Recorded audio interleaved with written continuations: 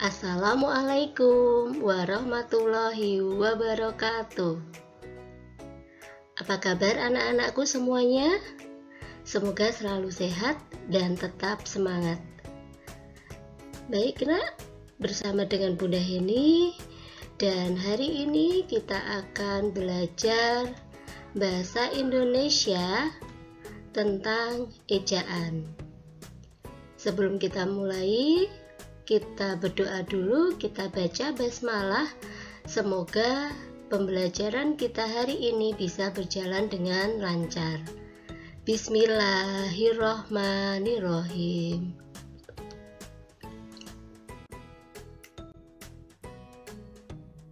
Kita akan belajar tentang ejaan. Kita akan mempelajari dulu tentang sejarah ejaan bahasa Indonesia. Ejaan Bahasa Indonesia atau disingkat EBI adalah ejaan bahasa Indonesia yang berlaku sejak tahun 2015 berdasarkan Peraturan Menteri Pendidikan dan Kebudayaan Republik Indonesia Nomor 50 Tahun 2015 tentang Pedoman Umum Ejaan Bahasa Indonesia. Sebelum EBI berlaku, bahasa Indonesia memiliki beberapa ejaan. 1. Ejaan Van Ophuijsen. 2. Ejaan Suwandi atau juga disebut ejaan Republik. 3. Ejaan yang disempurnakan atau yang kerap dikenal dengan EYD. Kita akan mempelajari satu persatu tentang ejaan yang pernah berlaku di bahasa Indonesia.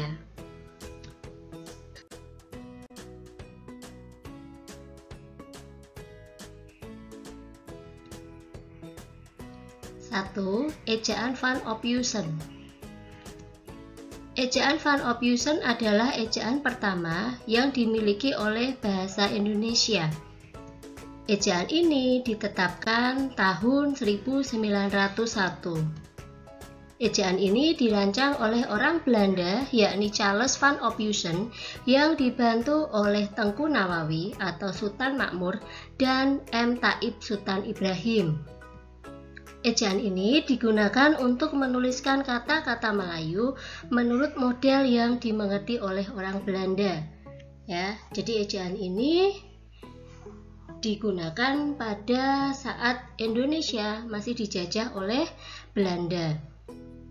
Kemudian digunakan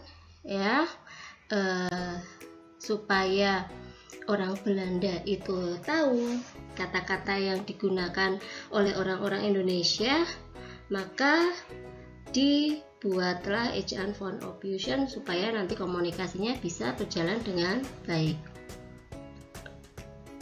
1. Huruf J untuk menuliskan bunyi Y seperti kata jang, yaitu penulisannya jang tapi sebetulnya membacanya yang. Huruf OE untuk menuliskan bunyi U seperti pada kata itu tapi penulisannya itoe ya.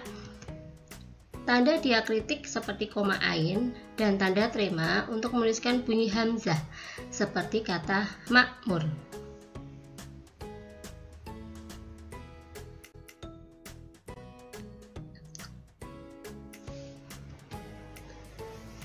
2. Ejaan Suwandi atau ejaan Republik. Ejaan Republik berlaku sejak 17 Maret 1947. Ejaan Republik adalah ejaan resmi pertama yang disusun oleh orang Indonesia, yaitu Mr. Suwandi, Menteri Pendidikan dan Kebudayaan Indonesia saat itu. Perbedaan ejaan Suwandi dengan ejaan Van Ophuijsen. 1. Huruf OE diganti huruf U. 2. Huruf hamzah dan bunyi sentak ditulis dengan huruf K. 3. Kata ulang boleh ditulis dengan angka 2, dilambangkan dengan angka 2. 4. Awalan di dan kata depan di ditulis serangkai dengan kata yang mendampinginya. Tidak ada perbedaan. Ya, jadi sama, semuanya serangkai.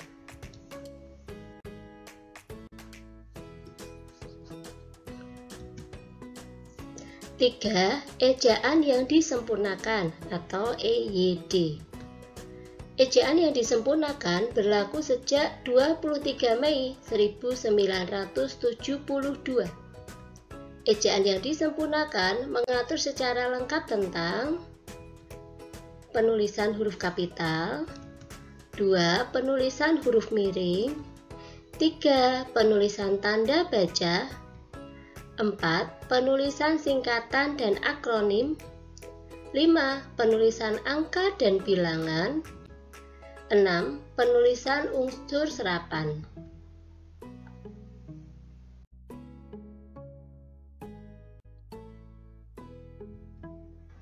Kebijakan baru yang ditetapkan dalam EYD adalah 1.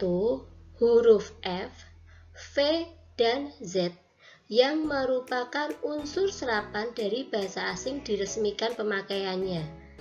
Ya, karena bahasa Indonesia itu juga mendapatkan kata-kata dari bahasa asing, misalnya bahasa Inggris, bahasa Belanda, bahasa Arab, dan juga ada bahasa Sanskerta dan juga bahasa daerah. Ya, jadi ada beberapa kata yang menggunakan huruf F, V, dan Z itu diresmikan pemakaiannya. 2.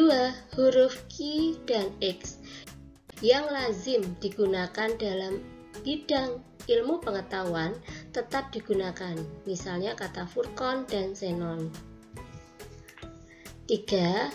Awalan D dan kata depan D dibedakan penulisannya. Awalan D ditulis serangkai dengan kata yang mengikutinya, sedangkan kata depan D ditulis dipisahkan dengan spasi dengan kata yang mengikutinya. Ya, perbedaan awalan dan kata depan. Kalau kata depan berarti nanti setelah kata D itu diikuti nama tempat. Misalnya di rumah, di kelas, ya, atau kata yang menunjukkan tempat. Misalnya di samping, di bawah, di sana. Nah, itu dipisahkan, diberi spasi. Tapi kalau awalan ditulis serangkai. Misalnya dibaca, dimakan, dicuci, seperti itu. 4. Kata ulang ditulis penuh dengan mengulang unsur-unsurnya. Angka 2 tidak digunakan sebagai penanda pengulangan. Jadi kalau kalian menuliskan kata ulang ya ditulis semuanya lengkap. Ya, tidak seperti yang dituliskan di ejaan Swandi. Ya, misalnya anak-anak, anak 2. Nah, itu berarti masih menggunakan ejaan yang sudah sangat lama, ya.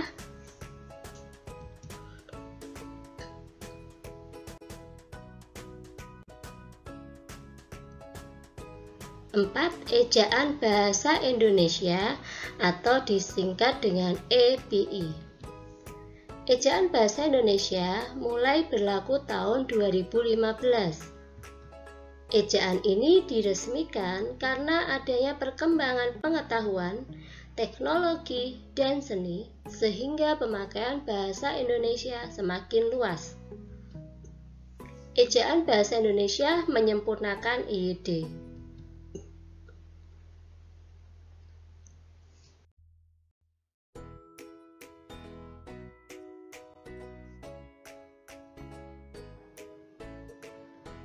Baik, tadi disampaikan bahwa ejaan bahasa Indonesia itu menyempurnakan EYD. Jadi ada tambahan kebijakan baru yang ada dalam ejaan bahasa Indonesia. 1. Huruf diftong yang berlaku antara lain AI, AU, EI, OI. huruf diftong itu maksudnya vokal ganda ya. Misalnya AI, seperti dalam kata pantai, gulai, balairung, seperti itu. Kemudian huruf diftong AU, seperti dalam kata autodidak, risau, galau, kilau.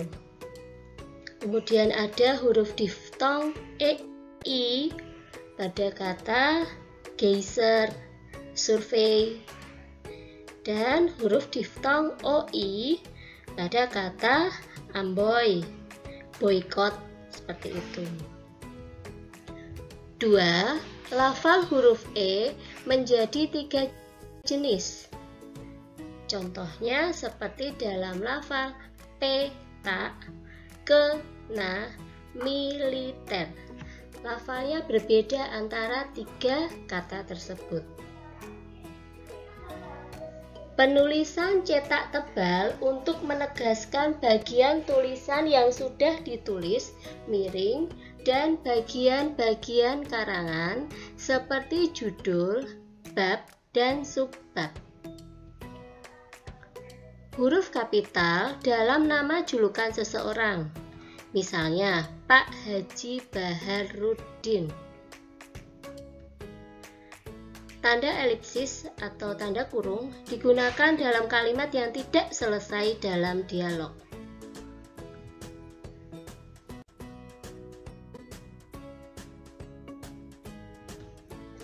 Perbedaan penulisan kata dalam ejaan Van Ophuijsen, ejaan Suwandi, dan EYD. Kita perhatikan ya. Nah, ada tabel seperti itu. Lihat. Untuk tabel kolom pertama ada ejaan Van Ophuijsen. Kemudian kolom kedua ejaan Suwandi atau ejaan Republik. Dan kolom ketiga ada ejaan yang disempurnakan atau EYD. Khusus ya, kata khusus itu mengalami perubahan penulisan ya. Kemudian kata maklum itu pakai apostrof atau tanda koma di atas, kemudian berubah menjadi K ya. Kemudian kata yakni dalam ejaan Van Ophuijsen pakai J, kemudian pakai apostrof, kemudian di ejaan Suwandi pakai berubah menjadi K, kemudian dalam ejaan yang disempurnakan J menjadi Y. Lalu kata payung ya, ejaan Van Ophuijsen itu pajueng, kemudian ejaan Suwandi OE menjadi U, ejaan yang disempurnakan J menjadi Y. Ejaan Van Ophuijsen untuk kata cucu ya, itu pakai TJ untuk menggantikan kata C, OE untuk menjadikan kata U, tapi di ejaan Suwandi OE berubah menjadi U, dan dalam ejaan yang disempurnakan TJ menjadi C. Kata sunyi juga mengalami perubahan, itu ada suenji ya, dalam ejaan Suwandi menjadi OE-nya menjadi U, dalam ejaan yang disempurnakan J-nya menjadi Y. Kemudian untuk kata ulang ya, anak-anak di ejaan Suwandi diperbolehkan menggunakan angka 2, tapi dalam ejaan yang disempurnakan harus ditulis lengkap anak, kemudian diberi tanda hubung anak. Ejaan Suwandi untuk penggunaan kata depan di kebun, karena itu menyatakan tempat, jadi harus dipisahkan. Tapi kalau di ejaan Suwandi ya, tadi disamakan antara awalan dan kata depan, itu semuanya digabung. Tapi dalam ejaan yang disempurnakan untuk kata depan dan awalan dipisah. Nah, di kebun karena itu menyatakan tempat, maka penulisannya dipisah. Di kemudian spasi kebun.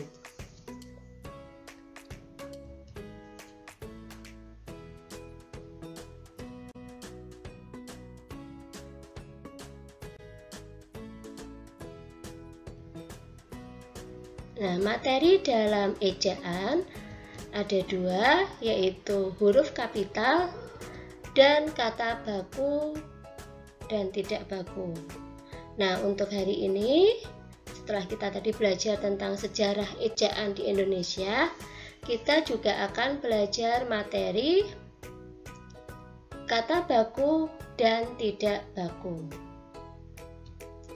Kata baku adalah kata yang telah ditentukan pada suatu kaidah tertentu dan mengacu pada Kamus Besar Bahasa Indonesia atau KBBI. Jadi kalau kalian ingin tahu apakah kata tersebut baku atau tidak, kalian bisa melihatnya di KBBI atau Kamus Besar Bahasa Indonesia.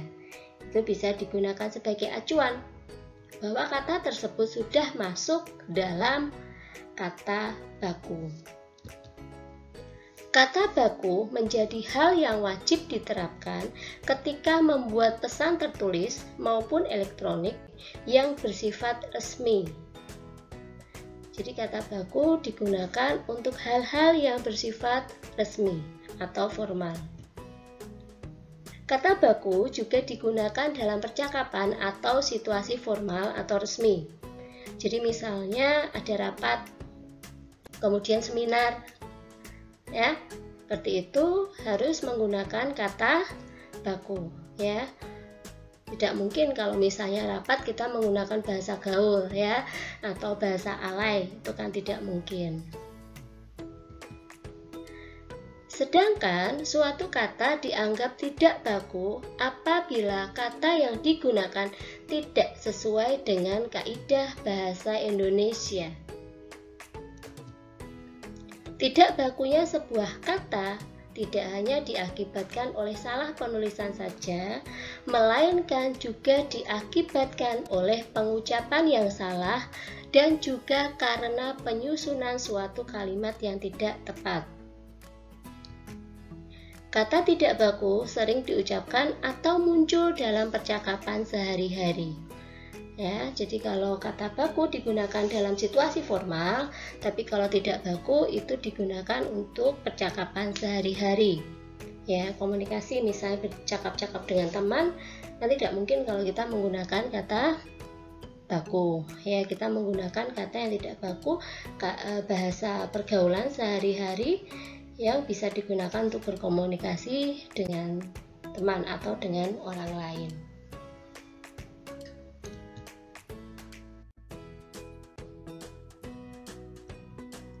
Contoh kata baku dan tidak baku. Nah, itu ada dua kolom ya.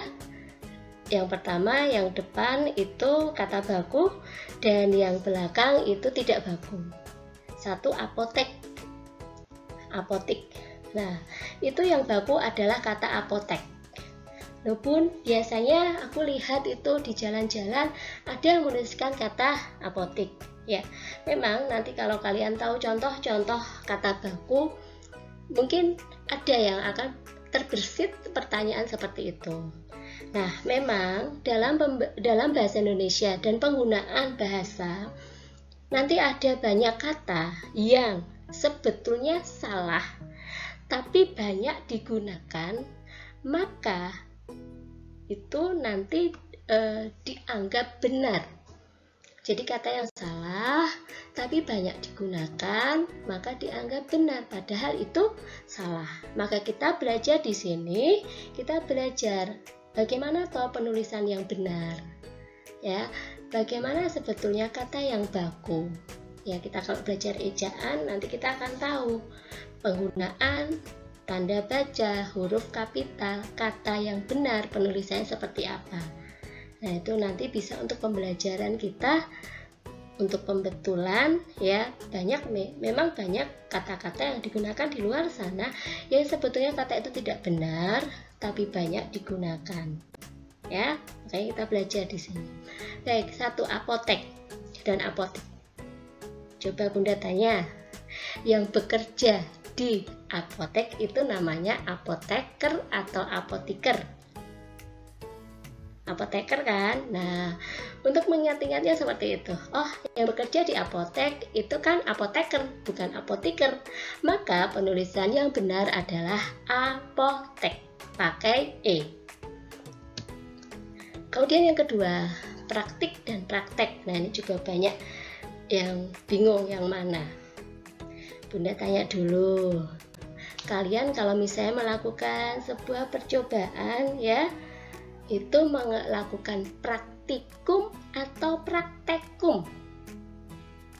Nah, praktikum kan? Nah, berarti yang tepat adalah praktik, pakai I, bukan pakai E. Lalu atlet dan atlet, yang mana yang betul? Pakai E ya. Atletik, bukan atletik ya. Atletik. Kalau kalian belajar olahraga ya kita belajar atletik dulu. Kan bukan atletik ya. Jadi penulisan yang betul adalah atlet. Museum dan museum, pakai E ya. Museum. Saksama ya, dengan seksama atau itu artinya dengan cermat ya, itu menggunakannya A, dengan saksama. Risiko, resiko, itu diambil dari bahasa Inggris ya, risk, R-I-S-K ya, kemudian diserap dalam bahasa Indonesia menjadi risiko. Penulisannya pakai I. Silakan dengan silahkan. Nah, ini juga sering ya, sering salah penggunaannya. Jadi tidak pakai H ya, disilakan. Pakainya silakan karena kata dasarnya adalah sila. Tunanetra, penulisannya digabung atau tidak? Nah, kata tuna artinya itu tidak punya ya, atau tidak bisa. Di sini netra itu kan mata ya, bukan berarti tidak punya ya, tapi maksudnya ada ya, indranya ada tapi tidak bisa difungsikan dengan formal seperti itu ya. Tuna di sini dia tidak bisa berdiri sendiri. Kata tuna tidak bisa berdiri sendiri. Ya, Bunda tidak membahas masalah ikan tuna ya. Yang dibahas di sini tuna. Kata tuna tidak bisa berdiri sendiri. Tadi artinya kan tidak punya ya. Kan nggak mungkin misalnya Bunda pinjam pensil. Oh, Bunda tuna, Bunda tidak punya. Tidak, kan tidak bisa digunakan secara umum dan tidak bisa berdiri sendiri. Ya, ada kata yang mengikutinya, maka dia harus jadi satu atau digabungkan dengan kata yang mengikutinya. Tunanetra. Ya, selain itu juga ada tunadaksa, tunawicara, tunarungu. Nah, tunakarya, begitu, tunawisma, banyak sekali. Nah, itu penulisannya harus digabungkan karena kata tuna tidak bisa berdiri sendiri. Bus atau bis. Nah, ini yang betul pakai U, bus ya. Lalu yang terakhir ada kata antre. Yang betul antre ya, pakai E, bukan antri, pakai I ya. Yang baku adalah yang pakai E. Baik, itu contoh kata baku dan tidak baku. Ada banyak sekali ya, nanti kita mungkin akan menemui dalam pembelajaran selanjutnya atau dalam latihan-latihan selanjutnya. Baik, Bunda cukupkan sekian pembelajaran dari Bunda tentang ejaan dan kata baku. Semoga bermanfaat. Terima kasih. Stay at home, stay healthy. Semoga semuanya selalu sehat. Wassalamualaikum warahmatullahi wabarakatuh.